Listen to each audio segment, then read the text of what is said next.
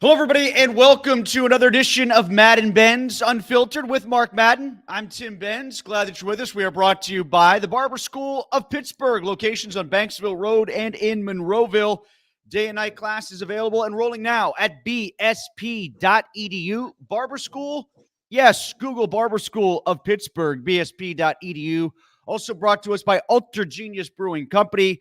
Have some of their beer for the 4th of July. Try it in Ambridge in their brewery. Great kitchen there, too, or their Trailside Tap Room on the Montour Trail in Imperial.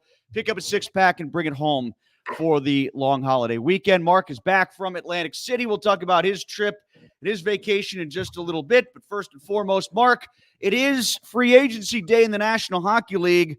What, if anything, will the Penguins do? Well, I know what Tampa Bay did. It just got announced officially that they signed Guentzel like moments ago. $63 million, right? 7 years? Yeah, 7 years at $9 million per. Everybody thought Jake wanted to go somewhere where he could win. Well, he went someplace where they have no state income tax. Those aren't mutually exclusive, though, can they? I mean, like, you think Tampa can't compete next year for Eastern They're not going to win Conference? a cup. They're done winning cups. They're a better team than the Penguins, but they're just in a earlier stage of their slide than the Penguins were. And I give Tampa a lot of credit because they moved on from Stamkos and brought in a better, younger guy, which the Penguins have repeatedly refused to do with Evgeny Malkin. I'm grateful it happened because now I can send my column in. Well, you know what? You might actually be onto something, and I think that's actually a pretty good point you bring up about the comp. Like, I could see Tampa more or less being where the Penguins were in 2019, 2020, you know, that Give or stage. take, yeah. And to your point about Stamkos, I'd go so far as to theorize, Mark, that maybe they looked at the Penguins, looked at Stamkos, and realized he might be their version of Malkin if they keep him. Possibly. I mean, I don't think Brisebois, their GM, has to look elsewhere for guidance. I think he's a pretty astute hockey guy. But certainly they are taking a pointedly different path, aren't they? Yeah, they are. And I'll be interested to see how some of the other teams in the East try to shape themselves around the model that was built by Florida to win. There are a couple teams that I've seen that are trying to go heavier, at least in the draft profiling, young teams that are trying to get good quickly through higher draft picks, picked younger guys this past weekend. But the Penguins themselves, Mark, I just see them so boxed in, and I don't know how hard they tried to trade Riley Smith and Tristan Jarry at the draft, but I didn't hear much that made it sound like it was close. I don't think anybody wants those two.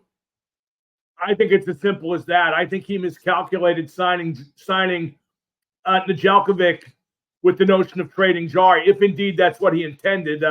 Certainly that won't be what's stated now. But the Jarry thing's weird, though, because I think Dubas had every right to figure that he could move him.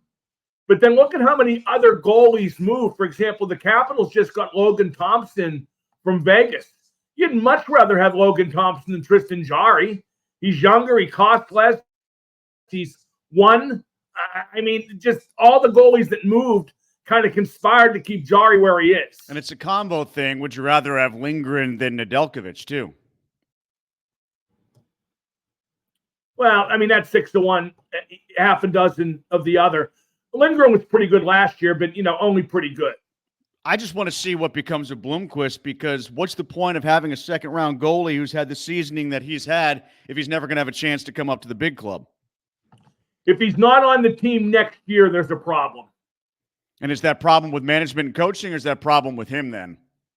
Management and coaching, I think. I think he's probably ready now.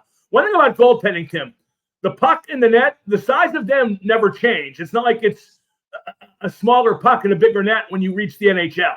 Hey, speaking of which, this is a complete tangent. We'll get back to the Penguins in just a second, but you brought it up, and I want to stick with it for a second. When you bring up the size of the net thing, I heard that talked about quite a bit this past weekend because there was that discussion about changing the depth of the mound in baseball. Are those things that you think are too sanctified to mess with, or are those things that should be explored by both sports? What you mean the height of the mound, right? No, that like moving the rubber back has been talked about a couple feet. Oh, you can't do that. Can't do that. Why can't you do that if they already lowered the mound once in 68? This is different. That length of pitch, 60 feet, 6 inches, pitchers learn to throw that their whole lives. You can't change it. But they learned from throwing at that height of the mound, too, though, at one point, right? You asked me what I would say. I'd say you can't change it. How about the goalie nets? Oh, I would have made those bigger a long time ago. See, that's for the sake of entertainment. That's for the sake of the fans. Mm-hmm. You know what I would do? I would make each net an inch wide or an inch taller, and I wouldn't tell anybody. Who do you think would be the first goalie to notice, though? There had to be the first. That's the only way to truly make it effective, because the goalies would just make their equipment bigger. However, that may be illegal. They do it now. Why wouldn't they keep doing it? Although, don't they measure the pads every so often? Well, but who knows what set of pads they wear? Yeah, theoretically, and they measure. It could be different. Yeah, I mean, like that's something that's been on the books, and it's comical to go back and look at film of what goalies used to wear. I'm with you. I would have made the nets bigger when that had been talked about previously, and it never happened. I always heard that at Penn State, when they had their really good running teams, like with Capoletti and Franco and Lydell Mitchell back when, I always heard their field was 96 yards from goal line to goal line. And they just chalked it off to make it look incrementally 100 yards, and did the same with the chains. Penn State doing something dishonest, Mark? I mean, that's never happened before. Yeah, I mean, that sounds really far-fetched, but would it totally surprise you? Well, I don't know why would that have benefited Penn State specifically? Why would that not benefit Ohio State with Archie Griffin or something like that? Well, they didn't play Archie Griffin every week. Tony Dorsett. Why wouldn't that benefited Tony Dorsett and Pitt then? Did Tony ever play up there? He must have, right? He must have back then. Yeah, but I mean, the odds are better for you. Maybe not in that game, but in general. Yeah, I guess, but I mean, like everybody's running. And they probably didn't do it. It's probably just a story. Yeah, well, I mean, like, what was the other one that was famous about the Steelers when they iced the sidelines for Cliff Branch? At least that was. They for sure did that. That was a tactical advantage because of something specific the Raiders did. I mean, a 96-yard field, you score a 96 yards whether you're Penn State or the other team. Yeah, they left the tarp off the sidelines at Three Rivers because Branch was a speed burner, right? And they wanted to slow him down. Yeah, exactly. Yeah, that was a famous story. But by the way, I want to address this one comment already, Eric. How do you get younger and hungry with Kevin Hayes? How do you get any stupider than not understanding what that trade really is? That trade was to get a second-round pick, not Kevin Hayes. Oh, I agree with that. I mean, like that seems. Dubas knows they're not going to win, so he's trying to stockpile draft picks, and it's the right move. No, I get that. I almost look at it though, Mark, as kind of the trade within the trade. Is Hayes worth picking up and eating up $3.5 million of cap this year for a second-rounder next year? For a high second-rounder, which is what it's going to be because St. Louis stinks, yes. And is it maybe because Hayes gives you better minutes on the fourth line than Achari? More reliable fourth minutes, more offensive fourth I think you could throw Achari, Hayes, and Lars Eller into a burlap sack, beat it with a bat, and whoever got a broken arm would deserve it. Well, yeah, there's some burlap sacks. I think Eller's a little better, but only a little. There are some burlap sacks that need to be thrown around for the Penguins. And but here's the difference, Tim. I'm not getting mad about all of this. This is the organic decline that was always going to happen because you can't win forever. Hextall, being GM and doing a terrible job, probably dug the hole a bit deeper and signing Ryan Graves too. But, the team just was always headed down this path, just like Chicago, just like Detroit, just like LA Kings. Well, I also want to think of this through the lens of how Sydney Crosby is perhaps viewing it on a day where he could sign his extension. Like, we were thinking that it was something that might happen by now, that they might have had a Sid extension announced by now. I don't know if this is going to impact the way he's viewing the speed with which a deal gets done or the length of the extension itself. If Sid doesn't understand this team's done winning, then he's not the smart hockey guy he should be after all these years excelling in the league. Well, maybe he is aware of that, and that might be why he doesn't want to sign the extension for as long. Okay, then he can go. I mean, I'm not saying that cavalierly. If he wants to go, I agree. There should be no hard feelings. But if you gave me a choice that he's the GM or he goes, I'd say that he should go. Well, I mean, if you're Sidney Crosby and you look at this situation, you say, okay, I agree with Kyle Dubas now. We are done winning, so I'm not signing an extension. Then, okay, you can not sign and you can go play with Nathan McKinnon in Colorado if you want to, but I wouldn't leave bitter if I'm him, and I would also have to sort of understand that I was complicit in how this went down. No question about that. The situation he has now is what he wanted. What he wanted, though, is for them to have the big three together, the eternal bond of brotherhood, and then for the GM to make perfect moves around them, which I think is asking a little much. Now, I think where that narrative... And Gino's no good anymore. Gino's a point collector, like Scotty Bowman called guys. He gets points, yeah, that's great, but he mostly damages the team.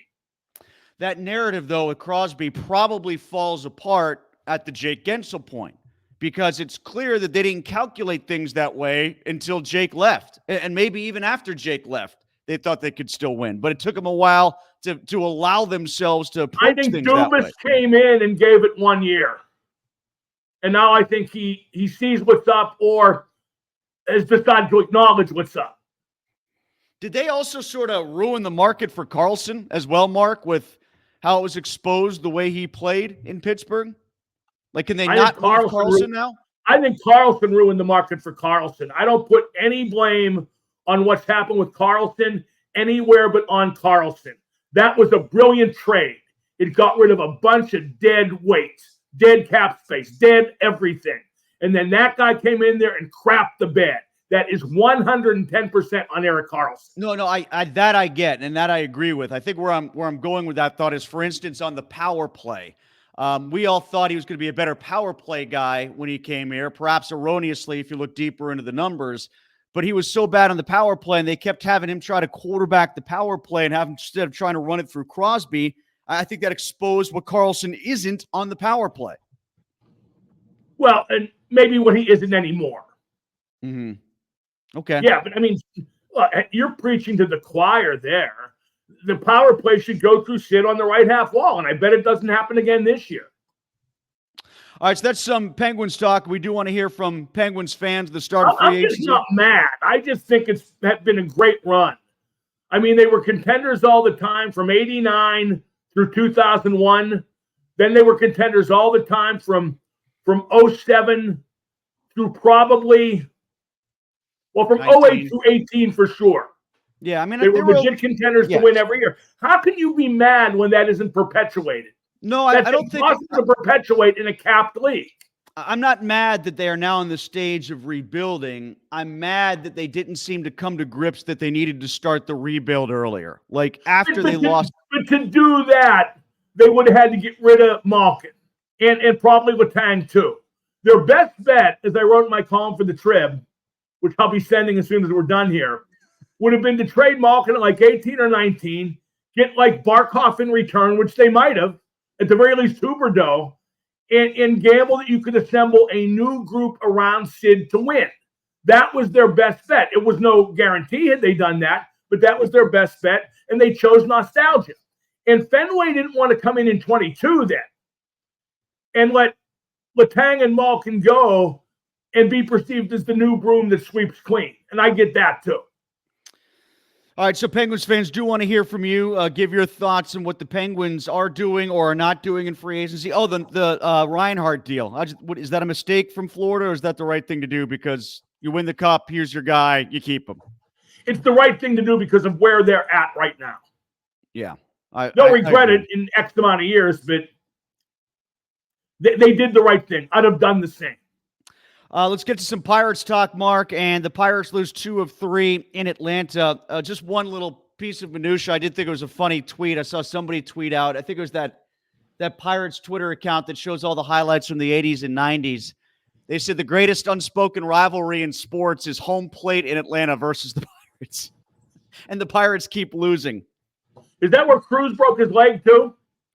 No, it was Sid Bream, what happened Saturday, and the play at the plate in 2011 that torpedoed the whole season. That's a bit of a reach. If I can't figure it out, then it's not that good of a statement. But that Oliveira slide when he got tagged out, when he slid like he was in the fetal position, I thought he'd break his leg like Cruz did. It was just a clumsy slide. Yeah, he started to brace himself from the ball almost. Like he was afraid he was going to get hit by the ball, and he brought his leg up, and that allowed him to be tagged. Yeah, well, I mean, these guys don't know how to play baseball. The Pirates don't know how to play baseball. Over and over again, that's confirmed that they don't know how to play the game. Yeah, it's little things like that. I was more upset about what they decided to do with the lineup on Saturday with Skeens. I just found it ironic that two guys capable of homering and keeping you in a game or giving you a lead with one swing or on the bat, then they did that the next day, and or on the bench rather. Then they did that the next day, and the Pirates lost the start with Skeens. That's 2 in a row now where he's gotten one run of support, and 2 in a row now after getting a lot of support early in his tenure, where he's given up a home run to start the game and then nothing after that, and they've walked away without a win. Well, they're not contenders. I mean, they're not. We like to fool ourselves into thinking they are. They're not contenders. What they got when they added Skeens is they became a crap team that added a real good pitcher, but they're still a crap team. And the funny part is, when you look at the 3 big-time sports franchises in town, they're the team that could upgrade. They have the base with the pitching, and they don't spend much money, and they make a lot of profit. They could upgrade and become better, faster than either of the 2 other teams, and they just refuse to because that's not profitable. But still, people keep going because they're the little engine that could. I got to give Nutting credit. This is one of the best long-term cons I've ever seen run. He has made the city look so stupid, and I love it. Well, I mean, I had to laugh a little bit during Ben Cherington's radio show yesterday when he was asked, what's it going to take to get into the playoffs by Joe Block? And Cherington then spat forth an 8-minute uninterrupted monologue. Which said nothing. Which, instead of just saying, we need more offense. That's the answer. But the thing is, when you say we need more offense, then the follow-up is, well, why don't you go get more offense? Yeah, how do you? And he don't want that follow-up. He don't want to answer that question. Yeah, I think Tim, they lie constantly. Okay, they BS. Well, lying's not the right word because you have to actually say a lie. But it's such a crock of horse manure. They're cheating Pittsburgh at every turn, maybe no more so ever than now, because they have a team which can become a contender instantly, with a couple bats, a legitimate contender, and they won't do it. Yeah, and that's sort of the difference between how the baseball playoffs are structured, say, versus the NBA and NHL. It's actually a little bit more similar to football, where if you get in, you got a chance.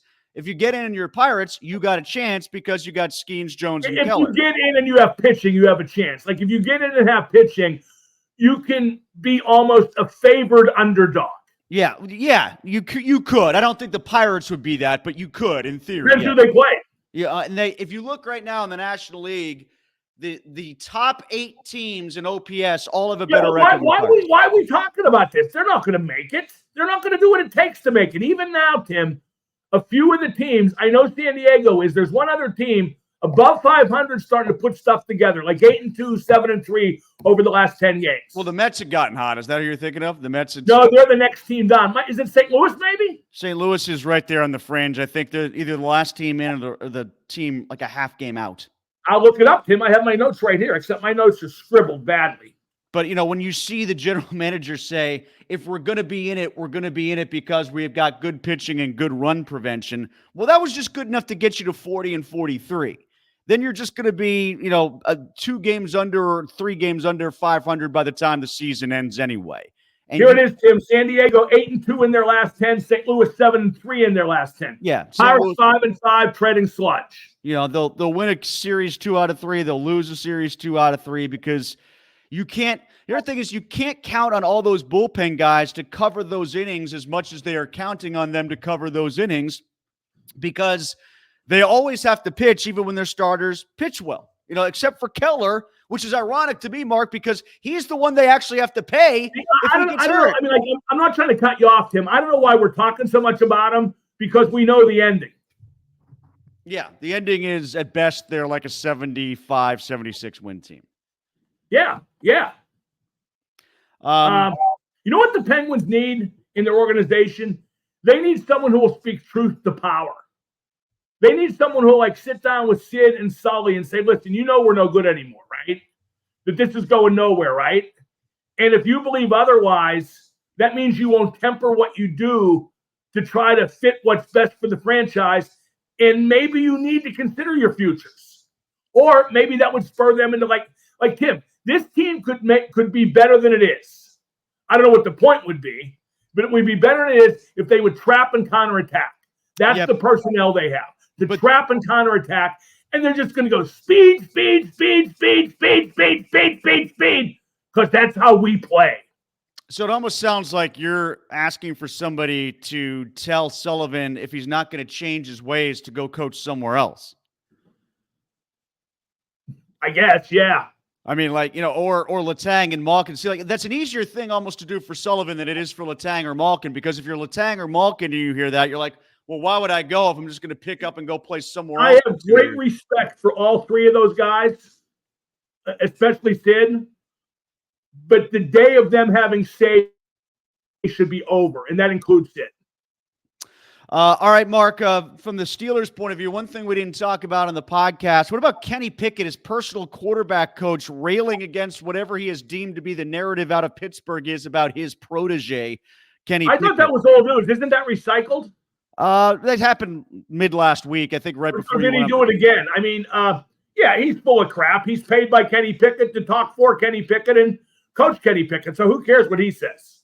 I think the Pickett thing just played out as obviously it would. Like, I mean, if they went out to get, I'm not stunned that he wanted his way out, but you can't be upset that the rest of the country, or at least this city, is going to perceive him of not wanting competition. It happened at the end of last season too.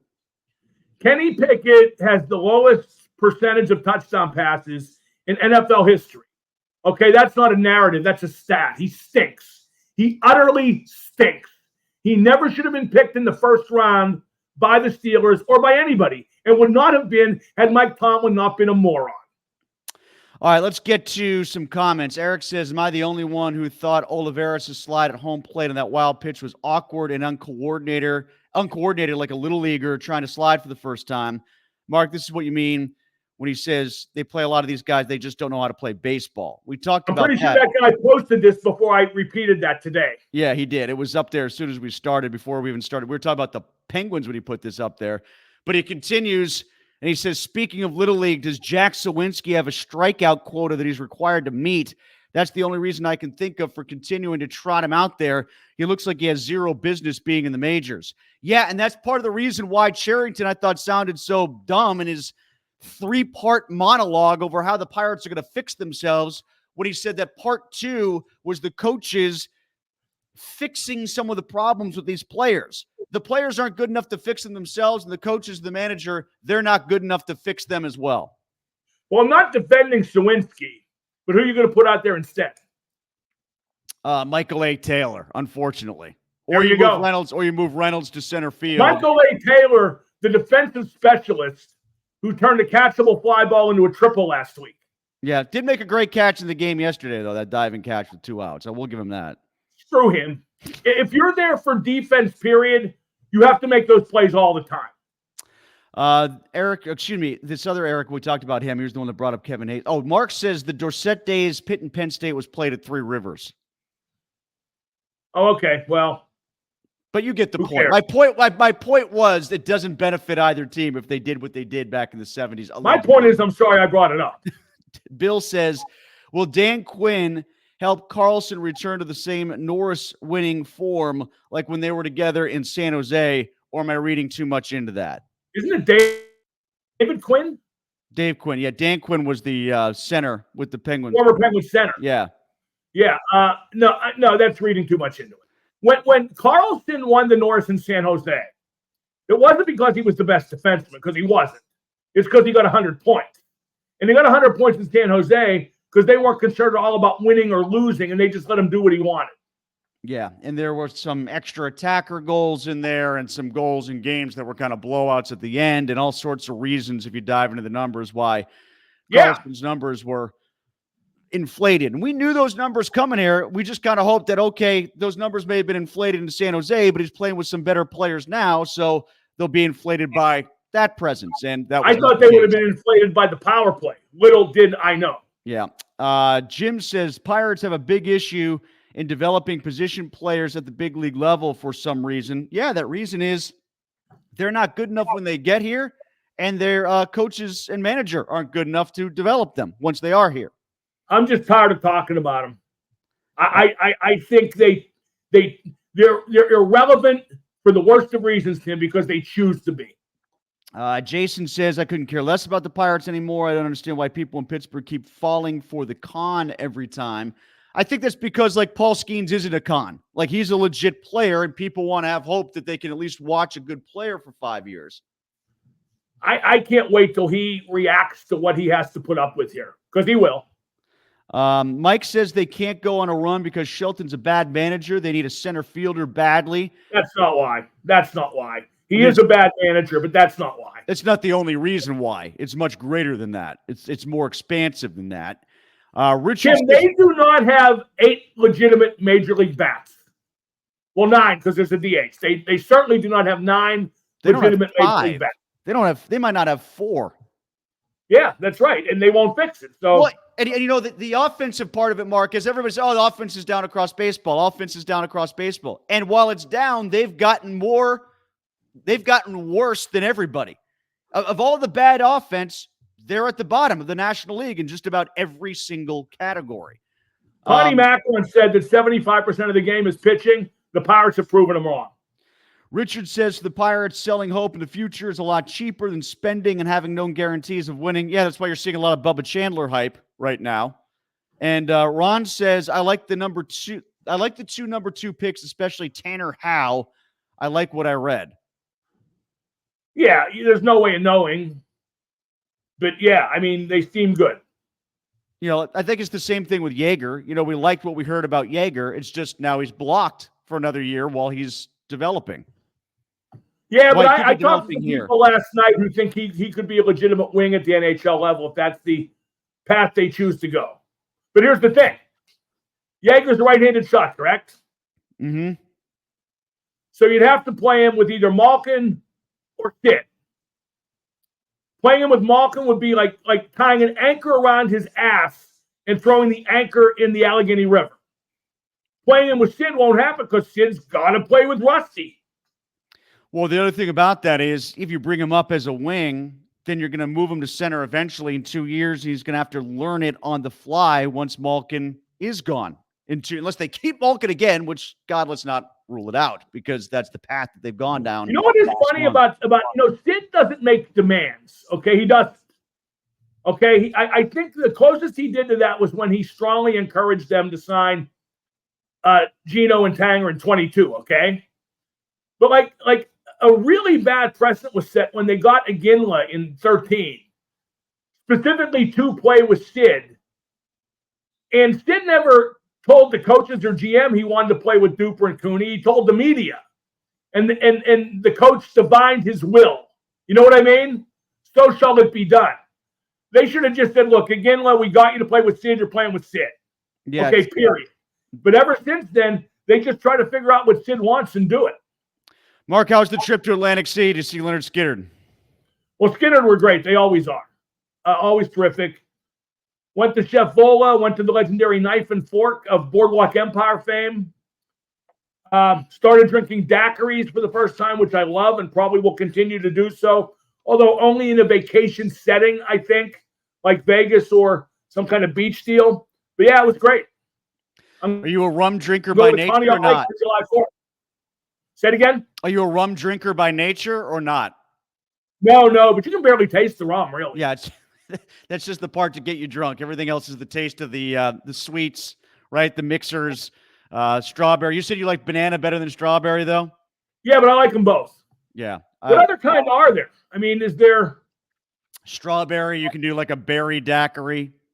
Like what berry? Like blueberry, blackberry, whatever. You can put whatever you want in there. You can do blueberry. I didn't see blueberry listed. Yeah, I've seen any type of fruit associated with the daiquiri, but I'm like you. I keep it basic when I do the rum drinks. Like I'm going to British Virgin Islands. There's swim up run bars that we're gonna have, so I'll have a few daiquiris myself. But I'm surprised you don't like. It's good. I mean, I'm surprised you don't like margaritas more. No, I tried a margarita. Didn't like it. Too bitter. Too limey then. All right, Mark, enjoy the show if you're coming back for it. Yeah, I might be there. This is Madden Benz Unfiltered. We're brought to you by Ultra Genius Brewing and the Barber School of Pittsburgh. Mark's on 3 to 6 today, allegedly.